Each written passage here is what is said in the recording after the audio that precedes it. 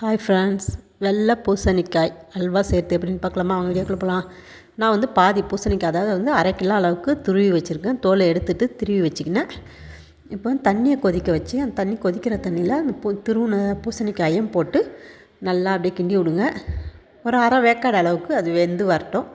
அது வெந்ததுக்கப்புறம் அதை அப்படியே ஒரு வெள்ளை துணியில் போட்டு வடிச்சிடலாம். வடித்து நல்லா புழிஞ்சு எடுத்துக்கோங்க. எப்படி இந்த பூசணிக்காயில் தண்ணி இருக்கும், நம்ம எவ்வளோ தூரம் புழிஞ்சாலும்.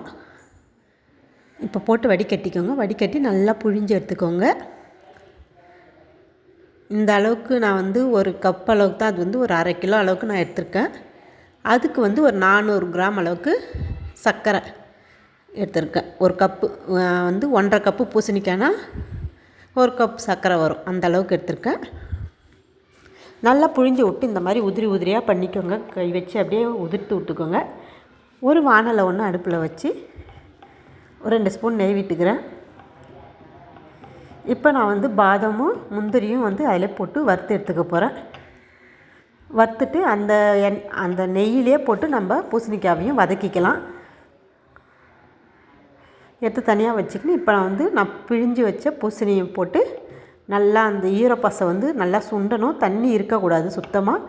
தண்ணி இல்லைனா தான் வந்து அல்வா நல்லாயிருக்கும். இல்லைனா வந்து தண்ணி ஒரு மாதிரி சதன்னு டேஸ்ட் இருக்காது. பூசணிக்காயெல்லாம் நிறைய குழந்தைங்களுக்கு கூட பிடிக்காது. இப்போ வந்து நான் ஃபுட் கலர் சேர்த்துக்கிறேன். குங்குமப்பூ இருந்தால் குங்குமப்பூவும் சேர்த்துக்கலாம். பசங்களெலாம் பிடிக்காது பூசணிக்காய், சுரக்கலாம். இந்த மாதிரி வந்து ஸ்வீட்டாக பண்ணி கொடுக்கல, ஸ்வீட் சாப்பிட்றா ஜாலின்னு ஸ்வீட் சாப்பிட்றோன்னு சாப்பிட்ருவாங்க. இந்த மாதிரி வீட்டில் வந்து ட்ரை பண்ணி பாருங்கள். நான் வந்து சர்க்கரையும் சேர்த்துக்கினேன். சர்க்கரையை சேர்த்த உடனே கொஞ்சம் நீர் விடும். நீர் விட்டதுக்கப்புறம் நல்லா பிரட்டி விட்டுக்கிட்டே இருங்க. நல்லா வந்து திரண்டு வரணும் அல்வா. வானலில் ஒட்டாத ஒரு சொட்டு தண்ணி இல்லாத நல்லா திரண்டு வரணும். இப்போ வந்து நான் ஒரு ஸ்பூன் நெய்யும் விட்டுருக்கேன். மறுபடியும் நிறைய நெய் வேணாம். இந்த மாதிரி 2 தடவை தான் நான் இப்போ போட்டிருக்கேன். அதிகமாக நெய் விட்டாலும் திகட்டும்.